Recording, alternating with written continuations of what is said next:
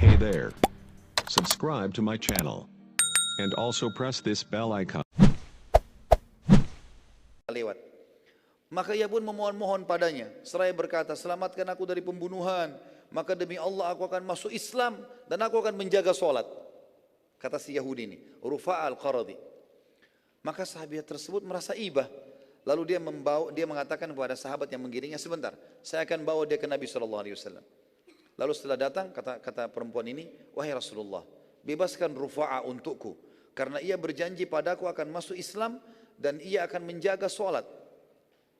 Maka Nabi SAW pun mengizinkan ya, wanita ini Rufa'ah radhiyallahu anha, sahabat ini membebaskan Rufa'ah. Dan ternyata Rufa'ah benar-benar masuk Islam dan menjadi salah satu ulamanya muslimin. Setiap kali dia berdoa setelah itu, dia mengatakan, ya, ia selalu berkata, selamatkanlah yang telah menyelamatku dari pembantaian ya Allah. Maksudnya si Rufa'ah mendoakan si sahabiat itu. Dia mengatakan, ya Allah, selamatkanlah orang atau wanita yang telah menyelamatkan aku dari pembantaian.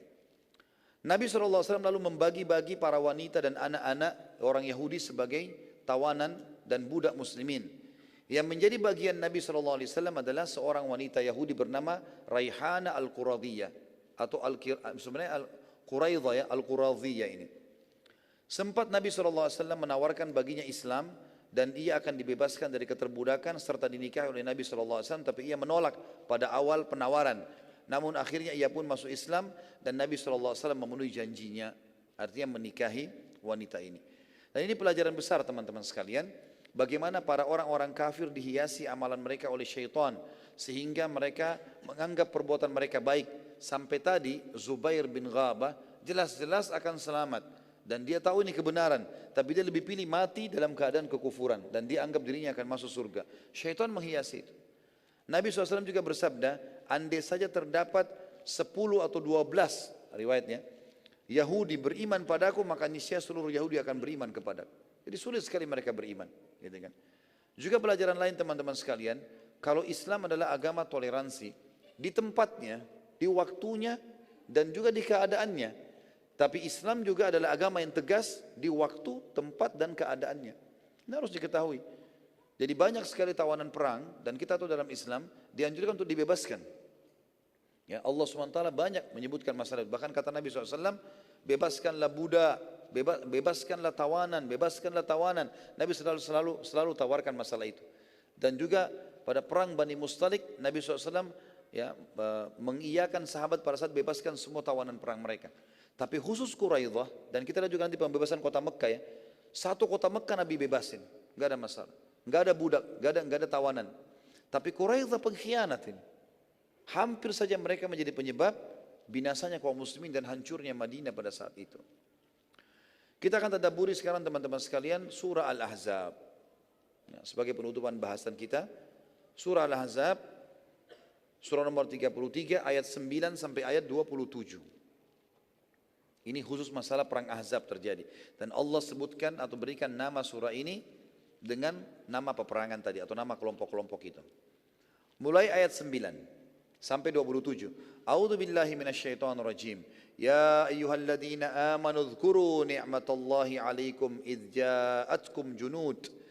ja'atkum junudun fa arsalna 'alaihim rihan wa junudan lam tarawha wa kana Allahu bima ta'maluna basira. Hai orang-orang yang beriman, ingatlah akan nikmat Allah yang telah dikaruniakan kepada kalian. Ketika datang kepada kalian tentara-tentara musuh, lalu kami kirimkan kepada mereka angin topan dan tentara yang tidak kamu melihatnya atau kalian melihatnya. Dan Allah maha melihat apa yang kalian kerjakan. Kata ulama tafsir, ayat ini turun menerangkan kisah Ahzab, yaitu kelompok-kelompok yang dihancurkan pada peperangan Khandak karena menentang Allah dan Rasulnya. Yang dimaksud dengan tentara yang tidak dapat kamu lihat adalah para malaikat yang sengaja didatangkan Tuhan atau Allah untuk menghancurkan musuh-musuh Allah itu. Ayat ke-10-nya, إِذْ جَاءُوكُمْ مِنْ فَوْقِكُمْ وَمِنْ أَسْفَلَ مِنْكُمْ وَإِذْ زَاغَتِ الْأَبْصَارُ وَبَلَغَتِ الْقُلُوبُ الْحَنَاجِرَ وَتَظُنُّونَ بِاللَّهِ ظُنُونَ. Ketika mereka datang kepada kalian dari atas, ya, dikatakan dari atas maksud dari arah selatan, dan dari bawah kalian, Mereka pun ada yang datang dari penjuru yang lain. Dan ketika tidak tetap lagi penglihatan kalian dan hati kalian naik menyesak sampai ke tenggorokan, maksudnya saking khawatirnya pada saat itu, jangan sampai terjadi kekalahan muslimin. Dan kalian telah menyangka terhadap Allah dengan beragam macam perbasangka. Kalian menganggap bahwa mungkin Allah tidak akan menangkan, mungkin muslimin akan kalah dan seterusnya. Ayat 11-nya kata Allah, hunalika btuliyal mu'minuna wa zulzilu zilzalan syadida. Disitulah diuji orang-orang beriman dan digoncangkan hati mereka dengan goncangan yang sangat. Kekuatan iman mereka diuji oleh Allah. Ayat 12. Wa idh yaqulul munafiquna walladzina fi qulubihim maradun ma wa'adana Allah wa rasuluhu illa gurura. Ingatlah ketika orang-orang yang munafik berkata, dan orang-orang yang dalam hatinya ada penyakit, ya. Allah dan Rasulnya tidak menjanjikan kepada kami melainkan tipu daya. Ayat 13. Wa idh qalat ta'ifatum minhum ya ahla yathriba la muqama lakum farji'u wa yasta'dhinu fariqum minhumun nabiyya yaquluna inna buyutana auratu wa ma hiya bi'aurah in yuriduna illa firara. Dan ingatlah ketika orang-orang munafik itu segolongan dari mereka berkata, hai penduduk Yathrib, Yathrib namanya kota Madinah. Ya, tapi tentu setelah pembebasan kota Mekah, Nabi SAW mengganti nama Yathrib menjadi Madinah, tidak boleh lagi dipakai. Mereka mengatakan tidak ada tempat lari buat kalian, maka kembalilah, selamatkan diri saja ke rumah masing-masing. Dan sebagian dari mereka orang munafik meminta izin kepadamu untuk kembali ke rumah mereka dengan berkata, sesungguhnya rumah-rumah kami terbuka, tidak ada penjaga.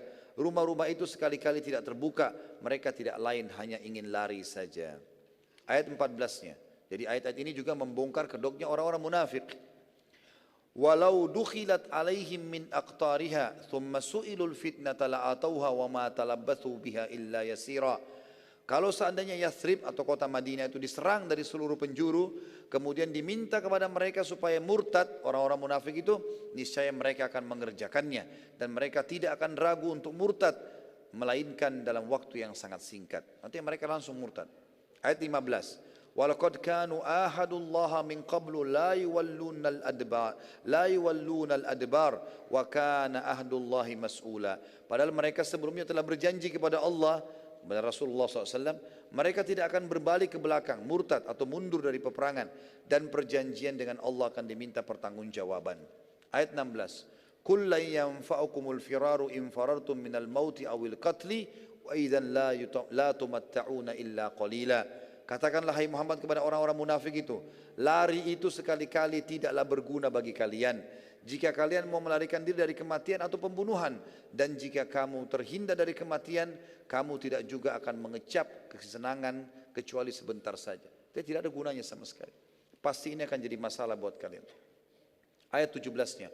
Qul man dzalladzi ya'simukum minallahi in arada bikum su'an aw arada bikum rahmah wa la yajiduna lahum min dunillahi waliyan wala nasira.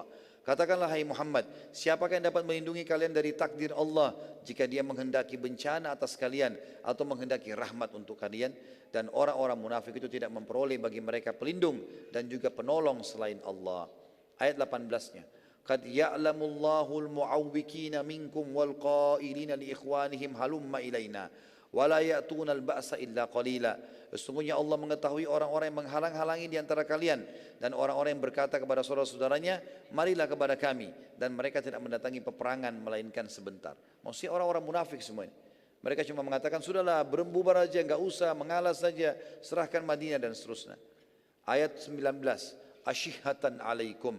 فإذا جاء الخوف رأيتهم ينظرون إليك تدور أعينهم كالذي يغشى عليه من الموت فإذا ذهب الخوف سلقوكم بألسنة حداد أشحة على الخير أولئك لم يؤمنوا فأحبط الله أعمالهم وكان ذلك على الله يسيرا. Mereka bakhil terhadap dirimu hai Muhammad. Apabila datang ketakutan atau bahaya, kamu lihat mereka itu memandang kepadamu dengan mata yang berkedap-kedip seperti orang yang pingsan karena akan mati. Dan apabila ketakutan telah hilang, mereka mencaci maki kamu dengan lidah yang tajam, sedang mereka bakhil untuk membuat kebaikan. Mereka itu tidak beriman, maka Allah menghapus pahala amal mereka, dan demikian itu mudah bagi Allah. Ayat 20-nya. yahsabunal ahzaba lam yadhhabu wa in ya'til ahzabu yawaddu law annahum baduna fil a'rab. Hey there. Subscribe to my channel. And also press this bell icon.